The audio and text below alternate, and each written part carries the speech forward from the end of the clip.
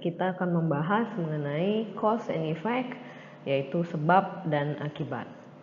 Pertama, kita akan membahas mengenai conjunction atau kata sambung. Conjunction membantu menggabungkan satu klausa dengan klausa lainnya.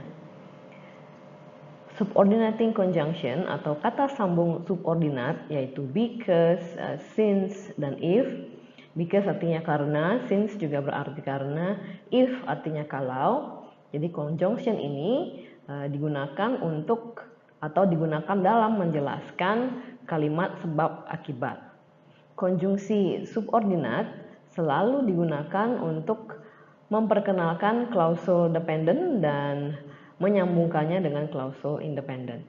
Di samping conjunction atau di samping kata sambung, beberapa frasa juga dapat digunakan dalam menjelaskan kalimat sebab dan akibat. Seperti due to artinya akibat, kemudian result in artinya berimbas atau berefek pada, lead to juga artinya berimbas pada atau berefek pada, dan juga therefore artinya oleh karena itu. Conjunction atau kata sambung dan frase digunakan untuk memperkenalkan sebab adalah contohnya seperti di bawah ini. Jadi kata sambung atau frase yang digunakan sebelum klausul. Jadi klausul ini maksudnya adalah kalimat yang terdiri atas subjek dan predikat. Contohnya adalah commodity prices go up because fuel price rises. Artinya harga komoditas meningkat karena harga bahan bakar meningkat. Jadi because di sini itu diletakkan di depan klausul. Klausulnya adalah fuel price rises. Artinya harga bahan bakar naik. Itu adalah klausul karena terdiri atas subjek dan predikat. Subjeknya adalah harga bahan bakar dan predikatnya adalah naik. Kemudian contoh yang kedua, commodity prices go up since fuel price rises. Sama juga di sini since artinya karena. Jadi harga komoditas naik karena harga bahan bakar naik. Kemudian contoh yang ketiga, if fuel price rises, commodity prices also go up. Artinya, jika harga bahan bakar meningkat, harga komoditi juga meningkat. Nah, kemudian kita ke contoh yang kedua, yaitu conjunction atau frase yang diletakkan sebelum kata benda. Perhatikan di sini bahwa di sini adalah kata sambung yang diletakkan sebelum kata benda, sedangkan contoh di atasnya adalah kata sambung yang diletakkan sebelum klausul. Baik, kita masuk ke contoh. Commodity prices go up because of a rise in fuel price. Harga komoditas meningkat karena peningkatan pada harga bahan bakar. Perhatikan bahwa because of ini diikuti oleh kata benda, yaitu peningkatan. Jadi peningkatan ini merupakan kata benda karena bisa dihitung. Jadi sekali peningkatan, dua kali peningkatan, sedikit peningkatan, banyak peningkatan. Jadi ini peningkatan ini bisa dihitung, maka dia dikatakan sebagai kata benda. Jadi perhatikan juga bahwa because of itu berbeda dengan because. Jadi because diikuti oleh klausul, because of diikuti oleh kata benda. Kemudian contoh yang kedua, commodity prices go up due to a rise in fuel price. Artinya sama juga, due to artinya adalah akibat.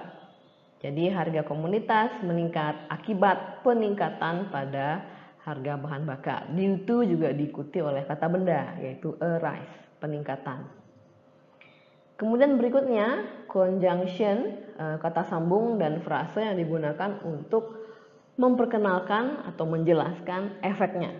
Jadi kita menjelaskan conjunction yang digunakan untuk menjelaskan sebab. Sekarang kita akan masuk ke kata sambung yang menjelaskan akibat. Contoh yang pertama adalah conjunction atau frase yang diletakkan sebelum klausul. Fuel price rises, therefore commodity prices go up. Harga bahan bakar meningkat, oleh karena itu harga komoditas meningkat. Jadi di sini commodity prices go up itu adalah akibatnya.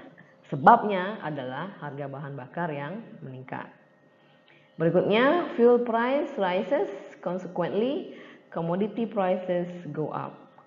Jadi sama artinya harga bahan bakar meningkat, akibatnya harga komoditas meningkat.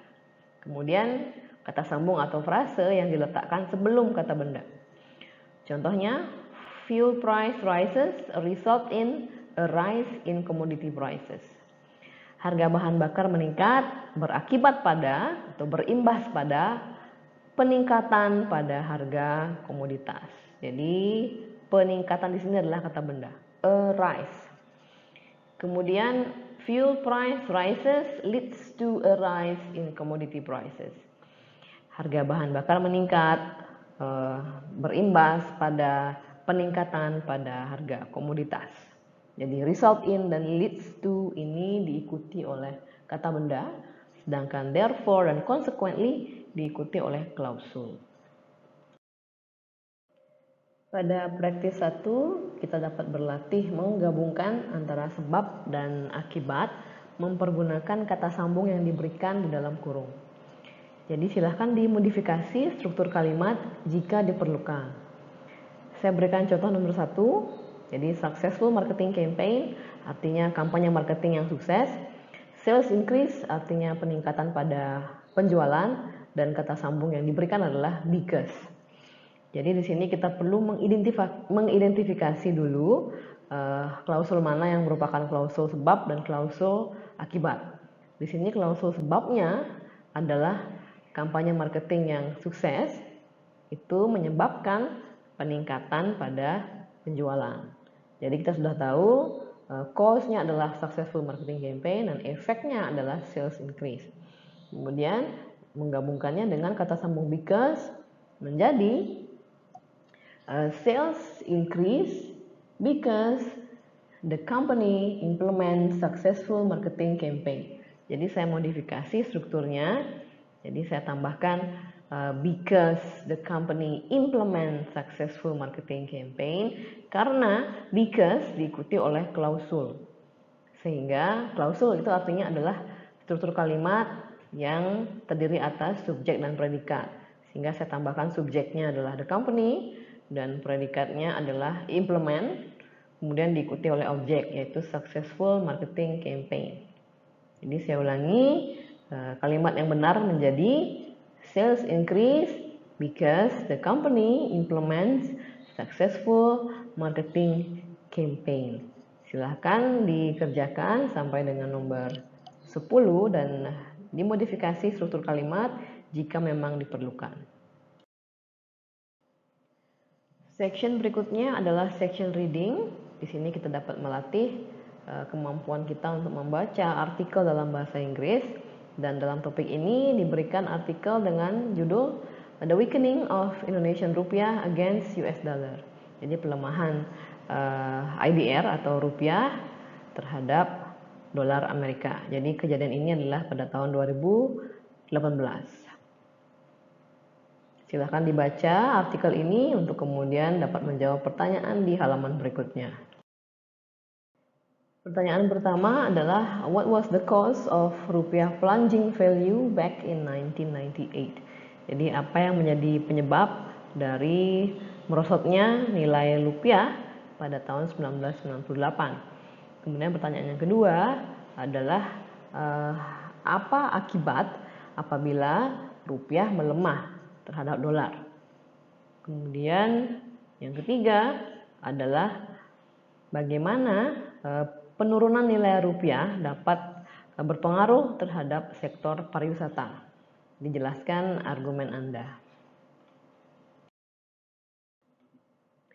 Artikel yang kedua adalah US-China Trade War, How We Got Here.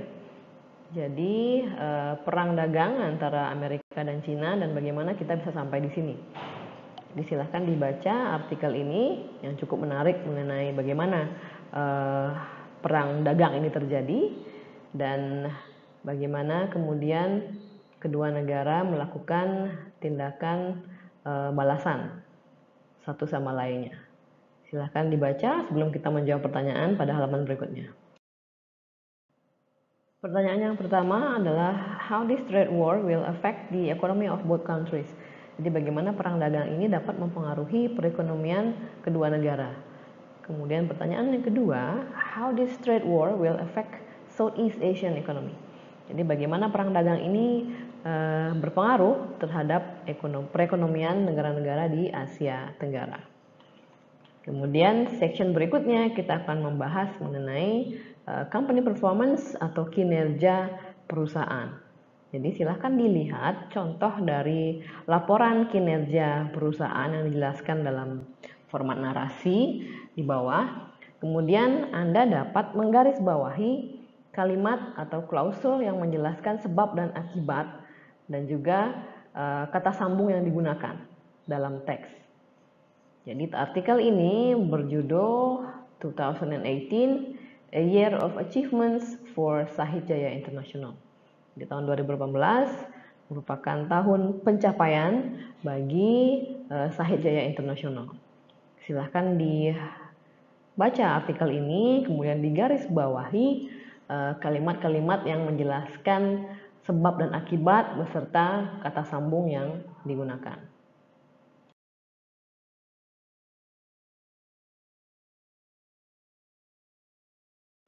Pada praktis 2, Anda dapat berlatih untuk melaporkan kinerja perusahaan Anda dalam periode tertentu menggunakan klausul sebab dan akibat beserta kata sambung yang tepat dalam pelaporan Anda.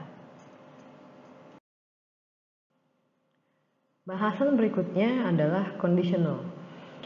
Conditional sentence atau kalimat bersyarat digunakan untuk berspekulasi mengenai hal yang dapat terjadi, yaitu conditional tipe 1, hal yang mungkin dapat terjadi, conditional tipe 2, dan hal yang kita harapkan untuk terjadi tapi sudah tidak mungkin lagi, yaitu conditional tipe 3. Jadi kebanyakan kalimat conditional atau kalimat bersyarat mempergunakan kata sambung if, yaitu jika, untuk memperkenalkan klausul sebabnya. Yang pertama kita akan membahas mengenai conditional tipe 1. Jadi conditional tipe 1 digunakan untuk menjelaskan situasi yang sangat nyata atau sangat mungkin terjadi. Jadi contohnya adalah if my boss comes to the office, I will ask for a pay raise. Jadi jika bos saya datang ke kantor, saya akan meminta kenaikan gaji. Jadi hal ini sangat mungkin terjadi karena si orang yang mengatakan ini masih bekerja di kantor dan bosnya masih akan datang ke kantor tersebut. Jadi situasi ini sangat mungkin terjadi. Kemudian yang kedua adalah if we invest in new technology, our production costs will go down. Apabila kita berinvestasi pada teknologi baru, biaya produksi kita akan menurun. Jadi hal ini juga sangat mungkin terjadi. Kemudian if we sell our company now, we will get rich. Ini juga sangat mungkin terjadi karena si pembicara kondisinya adalah memiliki perusahaan dan apabila dia menjualnya, dia sangat mungkin akan menjadi kaya. Jadi tipe 1 conditional ini polanya adalah if, diikuti oleh simple present, kemudian diikuti oleh simple future. Jadi if artinya jika, diikuti oleh simple present yang merupakan klausul sebabnya. Kemudian simple future adalah klausul akibatnya. Kemudian kita ke tipe 2 conditional, yaitu tipe 2 conditional ini menjelaskan mengenai situasi yang tidak nyata atau situasi hypothetical, pengandaian. Jadi kemungkinannya sangat kecil terjadi walaupun masih mungkin dapat terjadi. Jadi ada kemungkinan untuk dapat terjadi walaupun kecil. Contohnya adalah if I spoke French, I would work in France. Jadi apabila saya dapat berbicara bahasa Perancis, saya akan bekerja di Paris. Jadi faktanya adalah pembicara tidak mampu atau tidak bisa berbicara bahasa Prancis, namun ini masih memiliki kemungkinan untuk terjadi di masa depan karena si pembicara mungkin saja dapat berlatih bahasa Prancis. Kurang lebih seperti itu. Jadi tipe 2 conditional ini adalah tipe kalimat bersyarat di mana kondisinya tidak nyata, namun masih mungkin dapat terjadi di masa depan walaupun kemungkinannya kecil. Polanya adalah if diikuti oleh simple past, kemudian diikuti oleh subjek ditambah would dan verb. Contohnya adalah if I spoke French, jadi itu simple past. Kemudian subjek would dan verb, I would work in France. Jadi polanya seperti itu untuk tipe 2 conditional. Berikutnya adalah kalimat conditional tipe 3. Kalimat conditional tipe 3 ini adalah kalimat yang menggambarkan situasi yang benar-benar sudah terjadi di masa lalu dan tidak bisa diperbaiki lagi. Jadi membicarakan ini seperti membicarakan penyesalan atas hal-hal yang sudah terjadi di masa lalu dan tidak bisa diperbaiki lagi. Contoh kalimatnya adalah if they had invested the money wisely, they wouldn't have gone bankrupt. Artinya adalah apabila mereka menginvestasikan uangnya dengan lebih bijak, mereka tidak akan menjadi bangkrut. Di faktanya adalah mereka sudah bangkrut. Sehingga ini merupakan kalimat pengandaian yang betul-betul tidak mungkin menjadi kenyataan lagi karena sudah terjadi di masa lalu, tidak bisa diperbaiki lagi. Kemudian contohnya kedua, if he had studied hard, he would have passed the exam. Ini apabila dia belajar lebih keras, dia akan dapat lulus ujian tersebut. Faktanya adalah he atau orang ini sudah gagal dalam ujiannya, sehingga tidak ada yang bisa diperbaiki lagi dan tidak mungkin menjadi kenyataan lagi. Kemudian pada praktis 3, Anda dapat berlatih membuat kalimat conditional yang mendeskripsikan situasi Anda dan pengalaman Anda. Jadi dibuatkan dalam bentuk 3 conditional, yaitu conditional tipe 1 untuk menjelaskan situasi Anda yang sangat real atau mungkin terjadi. Kemudian conditional tipe 2 adalah menjelaskan situasi tentang Anda di mana kemungkinannya sangat kecil untuk terjadi, tapi masih mungkin. Kemudian tipe 3 conditional adalah menjelaskan situasi Anda di mana situasi tersebut sudah tidak dapat diperbaiki lagi, atau situasi di mana nasi sudah menjadi bubur. Kurang lebih seperti itu. Silahkan Anda mengerjakan praktis 3 ini. Section berikutnya adalah business scenario. Jadi bisnis itu melibatkan kegiatan forecasting atau peramalan dan kegiatan planning atau perencanaan untuk periode kedepannya. Jadi perencanaan dapat berupa perencanaan jangka pendek maupun jangka panjang. Pada aktivitas ini, manajemen mengajukan beberapa skenario bisnis sebagai alternatif strategi untuk dapat dipilih.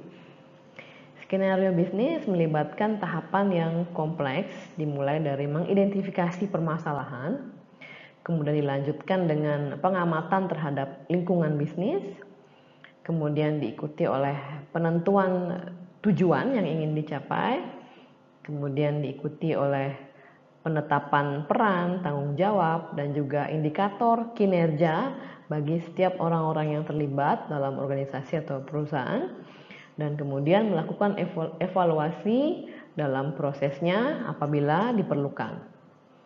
Pada section ini kita akan berlatih untuk membuat skenario bisnis atau rangkuman dari skenario bisnis mempergunakan kalimat conditional.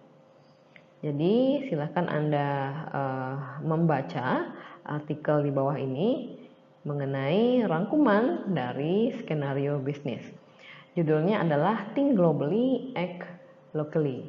Di dalam rangkuman ini dijelaskan bahwa suatu produk biskuit yang gagal atau kurang mampu menghasilkan penjualan yang diharapkan saat memasuki suatu pasar baru. Kemudian manajemen mengajukan beberapa strategi untuk memodifikasi produk biskuitnya sehingga dapat memperoleh hasil yang diharapkan. Jadi dalam menjelaskan rangkuman dari skenario bisnis, umumnya tipe kondisional yang dipergunakan adalah kondisional tipe 1, di mana kondisi tersebut masih sangat mungkin terjadi.